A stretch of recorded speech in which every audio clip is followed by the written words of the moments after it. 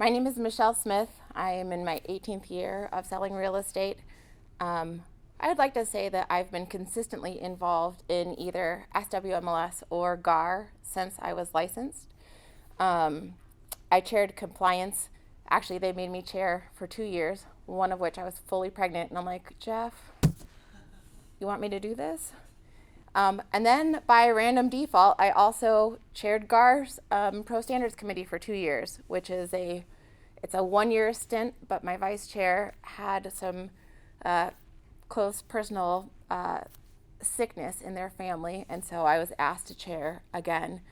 And so, at least from those committees, I've been pretty involved. But prior to selling real estate, just so that you know, because this will be a little bit of my platform, my background is, so I got my undergraduate degree in molecular biology, and I moved out to New Mexico after I graduated from Penn State, and I came out here to work in the labs. And I'm bringing this up because if you don't know me in this stance, like, I love statistics, like, love them. I love memorizing the MLS. And so I'm going to talk a little bit more about why that's kind of my platform in a second. And so the vision of SWMLS is, and I just copied this right from the table, is to facilitate and enable an accurate, cooperative, and comprehensive real estate marketplace by providing data, expertise, and solutions. And so I just quickly wanted to touch on actually a pretty big solution that I was involved with. So when I chaired compliance, and this was 2016 and 2017, coming soon was not yet a status, but it was supposed to be a status. And so the initial rule of coming soon, or the initial policy of coming soon, was going to be that there could be no showings, but also no sales. So a seller could not sell their house in coming soon status. And so as the chair of compliance, myself, and then the chair of policy, we went to the SWMLS board meeting. And prior to that, I was thinking about, how do you tell a seller they can't sell their house? And so prior to me going into this meeting, I called all the boards of the surrounding states. I called Arizona, I called Colorado, and I asked them if they had coming soon status, what were their rules and what were their policies and how did they enact it? And what we ended up finding out was a bunch of what their attorneys had said was you can't stop a seller from selling their house regardless of status. And so I was able to bring that to the SWMLS board at that time, and that helped enable what is now currently our current coming soon status. So we did a small little switch and kind of revised the verbiage of that. And so then the next part I guess I want to talk about is that if our vision as a board is to provide accurate data, then one of my major missions as a director would be to correct and rectify the data that we're giving out to the public. And so this is something that is major to me. In this room, how many of you use the green sheet? How many of you know that the green sheet is hugely wrong? So maybe I should have printed this out, but I'm going to give just a quick kind of easy bullet point of where some of these numbers are wrong.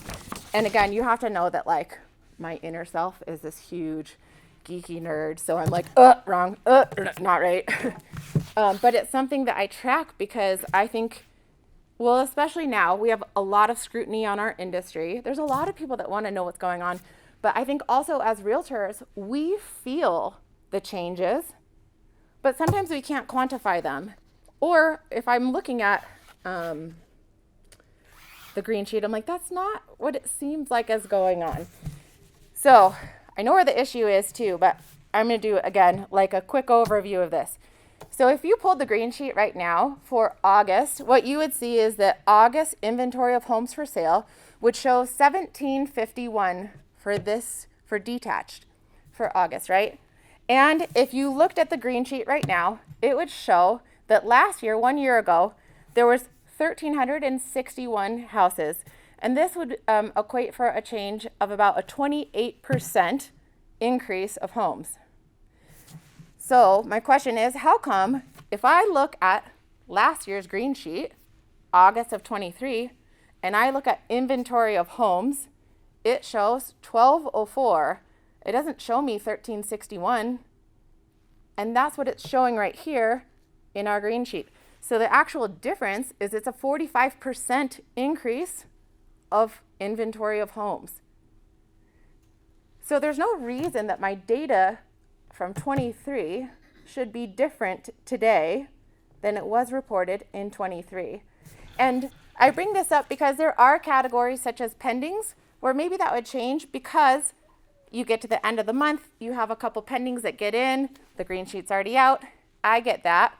But let me tell you how pendings are off. So this, again, August of 24 shows our pendings were at 829. It shows that 1 year ago, our pendings were at 866. When I pull 23's sheet, it shows our pendings were at 968. This is a huge difference. We're showing right now a decrease of 4%, but in actual, we're more than 14.5% down.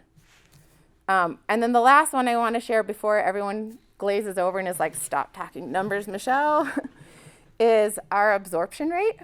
Because I think that that's where we feel a lot of changes. It's not always days on market. It's how many buyers are in the marketplace, in comparison to the number of listings. And so again, if you look at our current sheet, it shows that right now, August is at 2.4 months. And it shows that last year we were at 1.8. Last year, 23 sheet shows we were at 1.6. So currently our green sheet shows that we had an increase of 33%, but in actuality, we had an increase of 50%. So 50% increase of absorption rate. And I would guess if you're in this room and you actively sell and buy, you felt that 50% increase, right? You can now show multiple houses to a buyer. You can make contingent offers. You don't have to be there the first day. And so to me, this becomes a big mission in kind of rectifying this, because I think as a board, we also have duties of integrity in the data that we're giving out to the public, as well as the data that we're keeping within MLS. And so for me, that would be my mission.